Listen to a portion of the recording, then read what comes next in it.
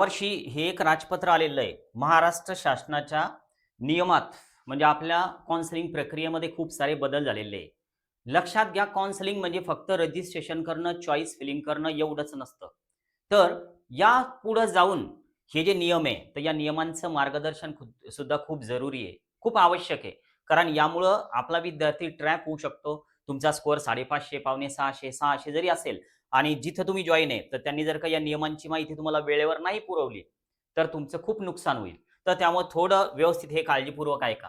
बघा आता हे जे आहे, तर हे महाराष्ट्र स्टेट कॅन्डिडेटसाठी आहे. इलिजिबिलिटी क्रायटेरिया आहे यामध्ये आणि यामध्ये सुरुवातीला दिलेलं आहे, की कॅन्डिडेट जो आहे, तर तो मस्ट बी इंडियन नॅशनल. तर यामध्ये काही OCIचे रूल्स वगैरे दिलेले आहे. तर या सगळ्या नियमांची जी माहिती आहे, जिथं तुम्ही जॉइन असाल, तर त्यांच्याकडनं एकदा करून घ्या. कारण काय जर समजा तुम्ही असं काउन्सिलिंग सेंटर निवडलेलं असेल, की जो व्यक्ती तुम्हाला काहीच सांगत नाही, फक्त रजिस्ट्रेशन, चॉईस फिलिंग ह्या गोष्टी आहे आणि ते ते सर्व तेच करणार आहे. म्हणजे थोडक्यात तुम्ही उधळच दिलेलं आहे त्यांच्याकडे सगळं. तर अशा कंडिशनमध्ये तुम्ही ट्रॅप होऊ शकता. कारण तुम्हाला काही माहिती नसतं. तर त्यामुळं जिजाऊ अकॅडमी नेहमीच म्हणते, की आम्ही काउन्सिलिंग शिकवतो. आम्ही काउन्सिलिंग करत नाही, आम्ही काउन्सिलिंग शिकवतो. बघा आता यात जर आपण पाहिलं, तर नियमात खूप सारे बदल झालेले आहे. तर यात मी एक सहज जो मुद्दा आहे, तर तो हाताळतो या ठिकाणी, की जो 14 नंबरला दिलेला आहे. आता यामध्ये खूप सारे पॉइंट्स आहे. जसं की समजा 9 नंबरचा पॉइंट काय आहे, तर डिस्ट्रिब्युशन ऑफ सीट्स आहे, की महाराष्ट्रामध्ये यावर्षी सीटचं डिस्ट्रिब्युशन नेमकं कसं होणार आहे. आता या नियमामध्ये अजून एक सीईटी सेलचं इन्फॉर्मेशन बुलेटिन येत असतं. तर त्यामध्ये हे सगळे नियम डिस्ट्रिब्युशनसह असतात, की नेमके कशा सीट डिस्ट्रिब्यूट होतील.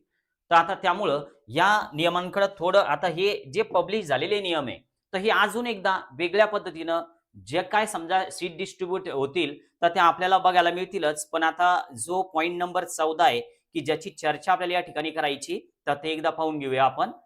बघा आता हा जो आहे, तर यामध्ये आपण या पी-डी-एफमध्ये जवळपास खूप सारे पेजेस आहे. पण आता यामध्ये आपण इथपर्यंत आलोय, या सीरियल नंबरपर्यंत आलोय. यामध्ये जो 14 नंबरचा नियम आहे, तर तो आपण एकदा बघून घेऊ, की नेमका काय आहे. हे बघा इथे 19 नंबर आहे.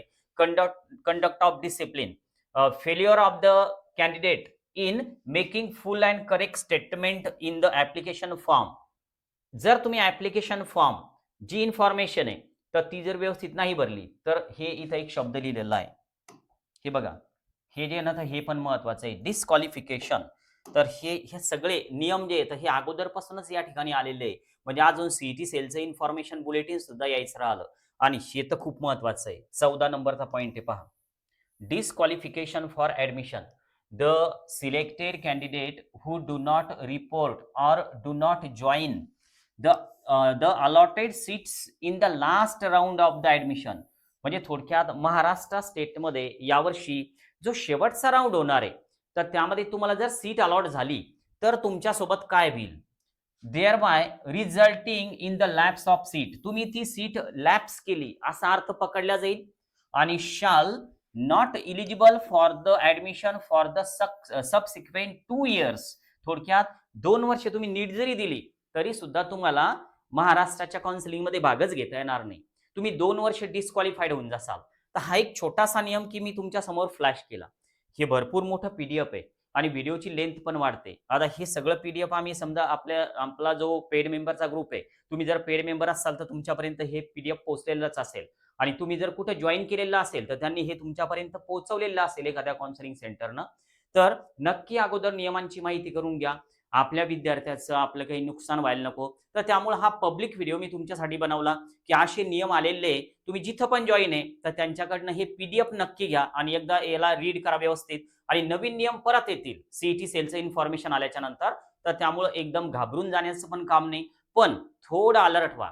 रजिस्ट्रेशन करणं ऑफिसला, चॉईस फिलिंग करणं ऑफिसला म्हणजे काउन्सिलिंग नसतं. हे कामं जवळच्या कॉम्प्युटर सेंटरवाले सुद्धा एकदम करेक्ट करून देतील. पण काउन्सिलिंग म्हणजे पूर्ण मार्गदर्शन, की जे तुम्हाला एक व्यवस्थित काउन्सिलरच देऊ शकतो.